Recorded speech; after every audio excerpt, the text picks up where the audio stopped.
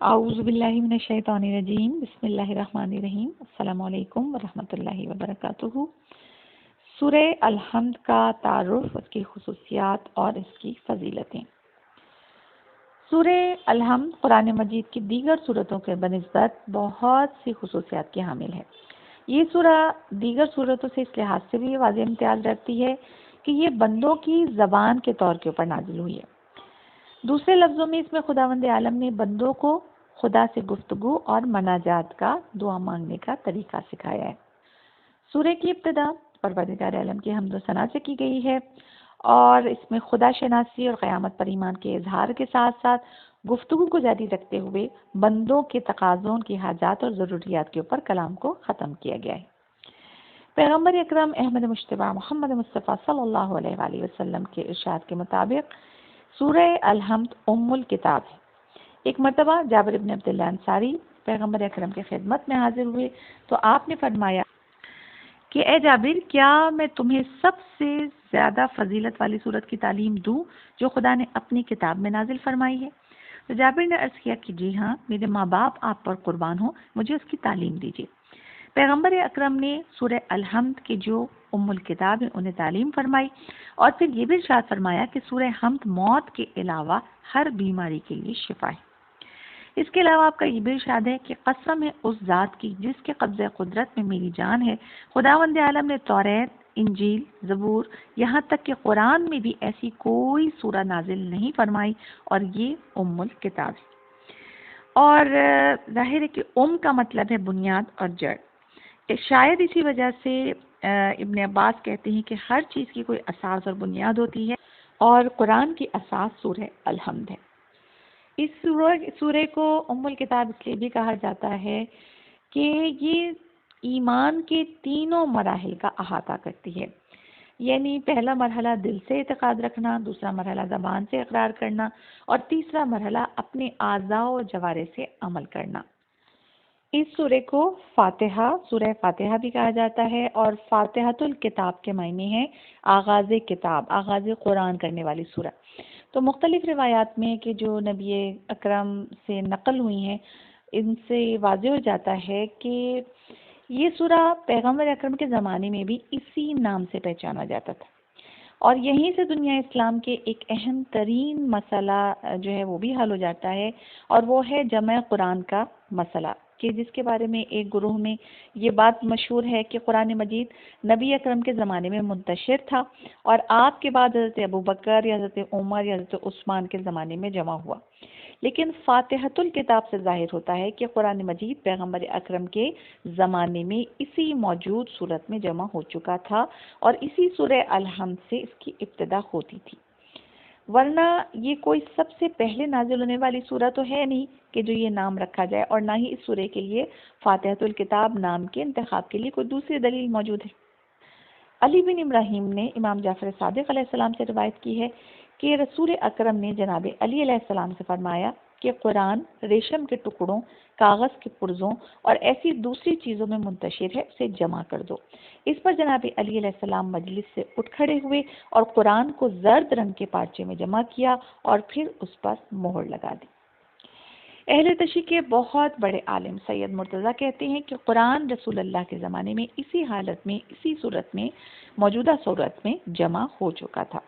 تو اب یہاں پر یہ سوال پیدا ہوتا ہے کہ اس بات کو کے اوپر کیسے یقین کیا جائے کہ رسول خدا کے زمانے میں قرآن جمع ہوا، جبکہ علماء کا، جیسے کہ ابھی میں نے بیان کیا، ایک گروہ جو ہے وہ اس بات کو مشہور کرتا ہے کہ قرآن پیغمبر اکرم کے بعد جمع ہوا ہے حضرت علی کے ذریعے یا دیگر اشخاص کے ذریعے جن کا بھی نام لیا گیا۔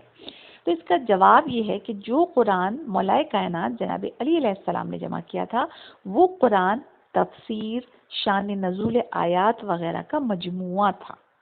باقی رہا کہ حضرت عثمان کا معاملہ، تو اس کے لیے بھی ایسے سارے ثبوت موجود ہیں جن سے معلوم ہوتا ہے کہ انہوں نے قرأت کے اختلاف کو روکنے کے لیے ایک قرأت اور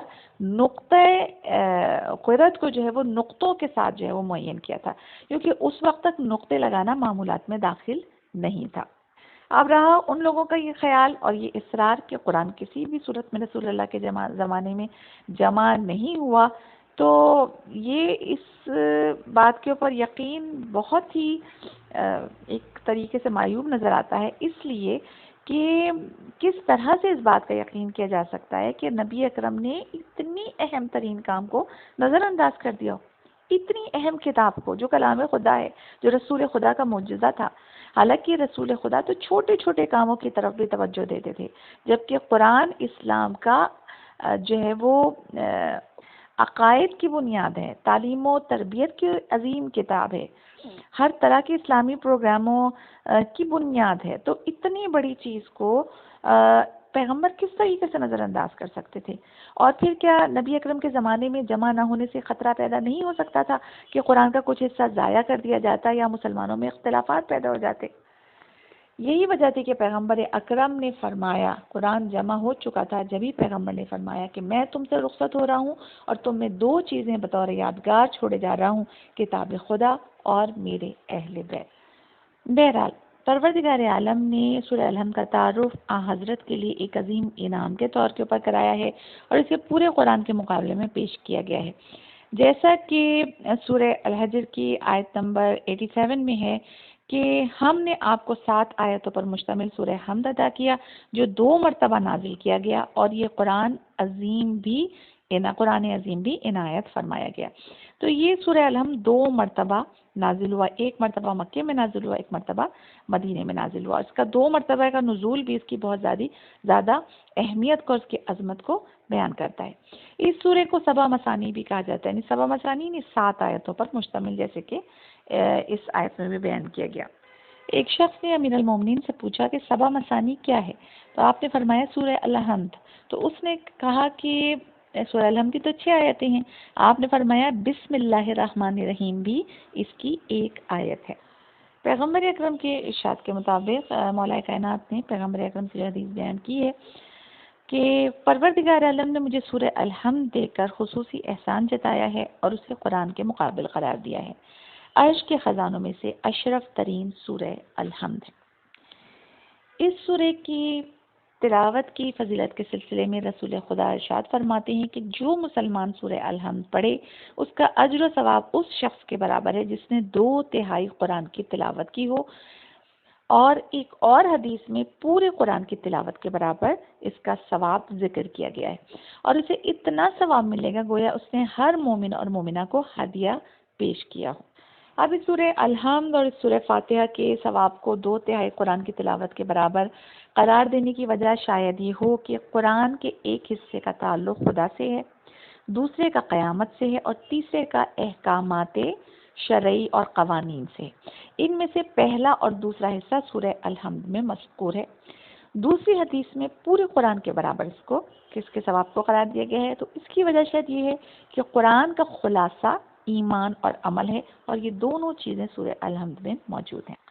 اس سورے کی تلاوت کے متعلق اتنی تاکید اس لیے کی گئی ہے کہ اس کی تلاوت انسان کو روح ایمان بخشتی ہے، اسے خدا کے نزدیک کرتی ہے، اس سے دل کو جلا ملتی ہے، اس کی روحانیت انسان کے اندر پیدا ہوتی ہے، اس سے انسانی ارادے کو کامیابی میسر آتی ہے، اور اس سورے کی تلاوت سے خالق اور مخلوق کے درمیان انسانی جستجو پیدا ہوتی ہے۔